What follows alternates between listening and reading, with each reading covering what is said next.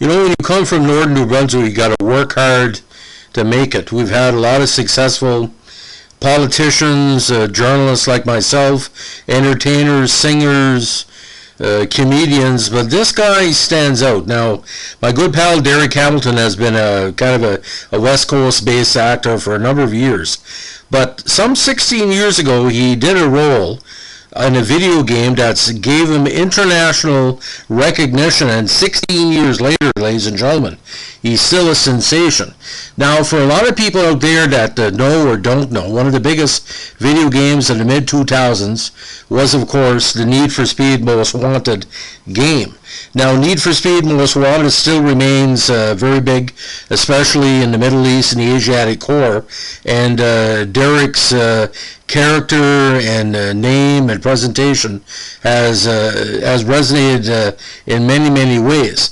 Now, the video game is your typical, what I call a chase game, where Razor, played by Derek Hamilton,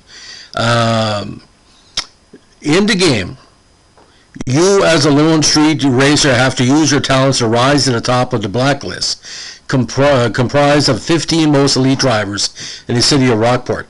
Now, according to IMDb, the city of Rockport's League of Illegal Street Racers is dominated again by the blacklist, a highly skilled group comprised of 15 best drivers in the city.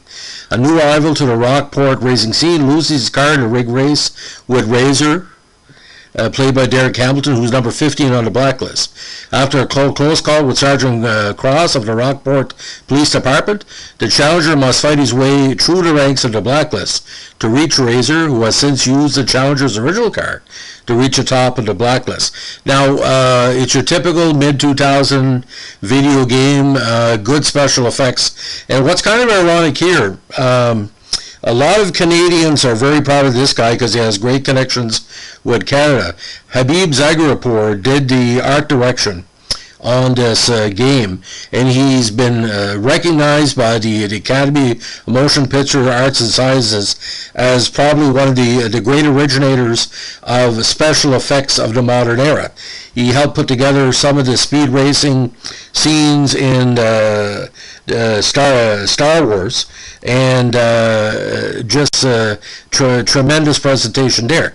He's been nominated for 2 Oscars, one for his visual effects in The Perfect Storm, and one for visual effects in Twister. But his programming and art direction skills have been copied and celebrated by numerous people through the years. Now, Derek and I talked about this a few months back, and there's still various YouTube podcasts and different presentations that talk about it.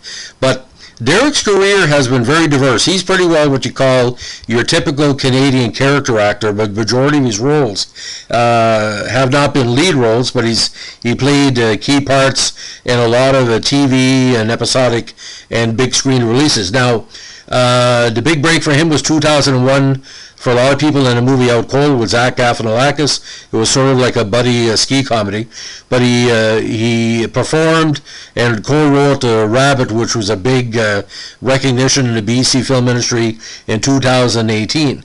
But what's very interesting, he also appeared in The Shack, which is probably one of the biggest Christian movies of the last decade, very big internationally, nearly $100 million US at the box office. He plays the main character's deceased father in the movie, and has a very a reassuring scene where a lot of the plot points in the movie are put together. But getting back to Need for Speed, now the character Razor, he's basically a person that's out for himself, a person that's out for his own glory.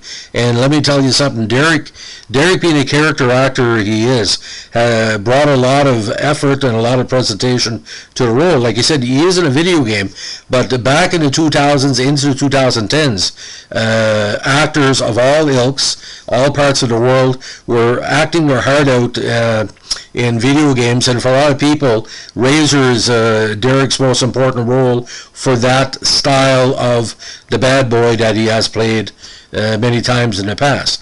Now go online, there's a bunch of YouTubes that talk about Need for Speed, there's fan art, there's interviews with Derek basically breaking down what the game has meant to the fans, has meant to the video game industry, Khabib's participation, and how it's impacted Derek's career. Now Derek's a very humble guy.